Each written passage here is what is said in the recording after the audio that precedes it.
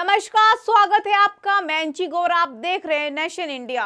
क्या आपको चमार रेजिमेंट के बारे में पता है? क्या आप जानते हैं कि चमार रेजिमेंट ने किस तरह से अंग्रेजी हुकूमत के खिलाफ बगावत कर दी थी? इस सवाल के जवाब की तलाश के साथ ही एक और सवाल सामने आ जाता है, और वो है कि आखिर चमार रेजिमेंट का क्या हुआ था। दरअसल चमार रेजिमेंट के सैनिकों ने अपने साहस के बूते देश की आजादी की आखिरी लड़ाई में अंग्रेजी सरकार की ताबूत में आखिरी कील ठोकने में ऐसी अहम भूमिका निभाई थी जिसे कभी भी भुलाया नहीं जा सकता है। उसी चमार रेजिमेंट की बहाली की अब मांग जोर शोर से उठाई जा रही है। इसी सिलसिले में पेश है हमारी एक खास रिपोर्ट। सन 1949 में 15 जनवरी को आखिरी British commander in chief general sir Francis butcher से फील्ड मार्शल के.एस. करियप्पा ने भारतीय थल सेना के कमांडर इन चीफ का प्रभार संभाला था। निसंदेह हमारी सेना हर भारतीय का सीना गर्व से चौड़ा कर देने वाली सेना है। आइए जानते हैं कि आज़ादी से पहले अंग्रेजों के समय दलित लड़ाकों की भी एक रेजिमेंट हुआ करती थी।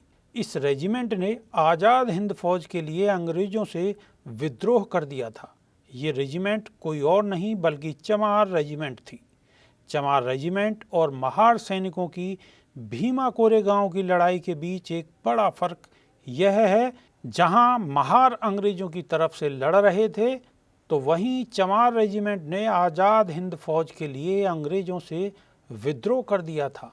ये चमार रेजिमेंट की वीरता का ही कमाल था कि अंग्रेजों ने इस रेजिमेंट के लड़ाकों का इस्तेमाल सबसे शक्तिशाली माने जाने वाली जापानी सेना से लड़ने के लिए किया था।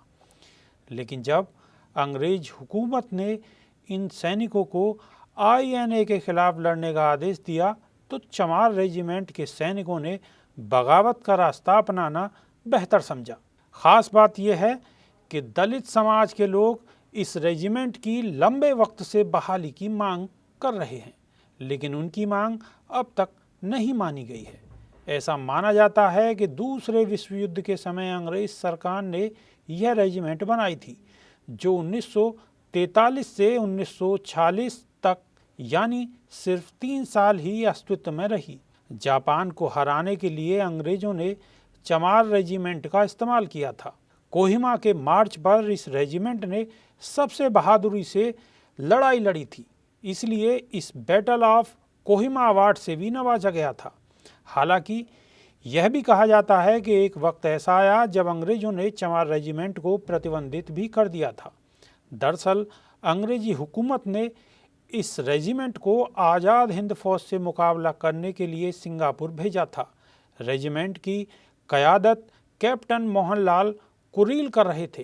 कैप्टन कुरील ने देखा कि अंग्रेज चमार रेजिमेंट के सैनिकों के हाथों अपने ही देशवासियों को मरवा रहे हैं।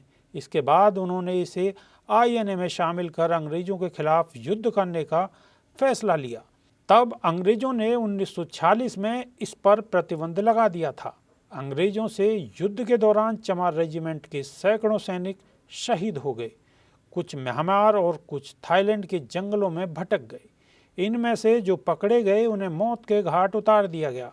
यहाँ तक कि कैप्टन मोहनलाल कुरील को भी युद्धबंदी बना लिया गया।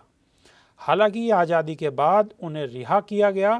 ख़ास बात यह है कि कुरील 1952 में उन्नाव की सफ़ीपुर विधानसभा से विधायक भी चुने गए। चमार रेजिमेंट को बहाल किए जाने की मांग को लेकर अब कानूनी लड़ाई भी लड़ी जा रही है। चमार रेजिमेंट की बहाली की मांग के मामले में अब राष्ट्रीय अनुसूचित जाति आयोग भी सक्रिय नजर आ रहा है। इस मुद्दे पर आयोग के एक सदस्य ने रक्षा सचिव को भी नोटिस जारी किया है, जिसमें पूछा गया है कि आखिर इस रेजिमेंट को किन कारणों से बंद किया गया। वहीं बीजेपी से ही संबंधित एक बड़े नेता शांत प्रकाश जाटव ने अक्टूबर 2015 में केंद्र सरकार से इस रेजिमेंट की बहाली की मांग की थी। शांत प्रकाश जाटव का दावा है उन्हीं की मांग पर नवंबर 2015 में तत्कालीन रक्षा मंत्री मनोहर पार्रिकर ने मामले की जांच की बात कही थी। साथ ही शांत प्रकाश ने प्रधानमंत्री और गृह मंत्री को पत्र लिखकर मांग की है कि पाठ्य पुस्तकों में भी चमार की गौरव गाथा को शामिल किया जाए। जाटव के मुताबिक 30 दिसंबर 1943 को नेताजी सुभाष चंद्र बोस ने अंडमान निकोबार को अंग्रेजों से आज़ाद कराया था, जिसमें चमार रेजिमेंट का भी महत्वपूर्ण योगदान था।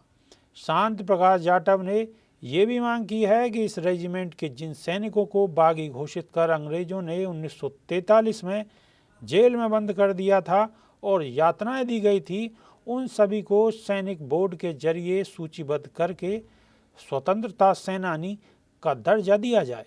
इस समय सेना में Maratha light infantry, Rajputana rifles, Rajputana regiment, Jat regiment, Sikh regiment, Dogra regiment, Naga regiment, Gorkha regiment तो हैं, फिर चमार रेजिमेंट क्यों नहीं?